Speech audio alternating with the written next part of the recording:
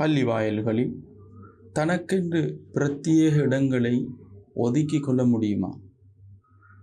பள்ளி வாயில்கள் என்பதும் மக்கள் அல்லாஹ்வை வழிபடுவதற்கு ஒன்று கூடக்கூடிய இடங்கள். அது இன்னும் ஒரு வகையில் சபைகளை போன்று ஒரு வடிவத்தையும் பெறுகிறது. வெள்ளிக்கிழமை தினங்கள் என்று எடுத்துக்கொண்டால் மக்கள் பள்ளி வாயில்களில், குறிப்பாக ஜும்ஆ நடைபெறக்கூடிய பள்ளி வாயில்களில் அலைமோதுவார்கள். விசேட சொற்பொழிவுகள் இருக்கக்கூடிய நேரங்களில் மக்கள் பள்ளி வாயில்களில் அலைமோதுவார்கள். குறிப்பிட்ட சில இடங்களில் சில நேரங்களை விட மக்கள் அதிகமாக இருப்பார்கள். இப்படி வித்தியாசமான சந்தர்ப்பங்களில் தனக்கென்று ஒரு பிரத்யேக இடத்தை வளமையாக கொள்ளவும், தான் வராவிட்டாலும் தனக்கான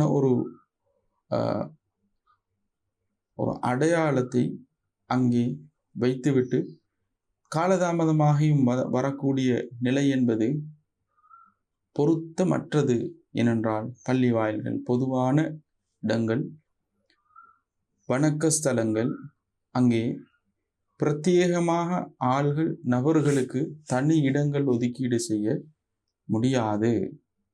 இதை நாங்கள் உணர்ந்து செயற்பட வேண்டும். இல்லை என்றால் மனங்களில், உள்ளங்களில் கசப்பான எண்ணங்கள் வருவதற்கு அது வழிவகுத்துவிடும்.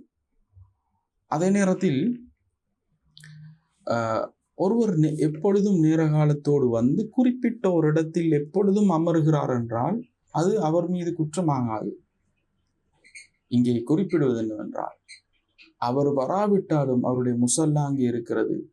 மக்கள் எல்லாம் ஒரு வகையான அசௌகரியத்தை உணர்வார்கள். இவ்வளவு நெருக்கடி இங்கே இருந்து கொண்டிருக்கும் பொழுது முன்னே ஒரே ஒரு இடம் மாத்திரம் காலியாக இருக்கிறது. இதை பார்க்கின்ற நேரத்தில் மக்களுக்கு சில அசௌகரியமான எண்ணங்கள் வர வாய்ப்பு இருக்கிறது. அதை தவிர்ப்பதற்காகத்தான் இந்த நிலைமை. குறிப்பாக பள்ளி வாயில்களில் ஆரம்ப சஃபில் இருந்து தொழுவதற்கு வாய்ப்பு கிடைத்தால் மிகப்பெரிய பாக்கியம். முதலாவது வரிசையில் இருந்து தொழுவதற்கு வாய்ப்பை பெற்றுக்கொள்ளக்கூடியவர்கள். எனவே முந்தி அடித்து கொள்ள வேண்டும். ஆரம்ப சஃபில் வந்து முன்கூட்டி உட்கார்ந்து கொள்ள வேண்டும். அது மிகவும் சிறப்புக்குரியது என்பதை நாங்கள் புரிந்து கொள்ள வேண்டும்.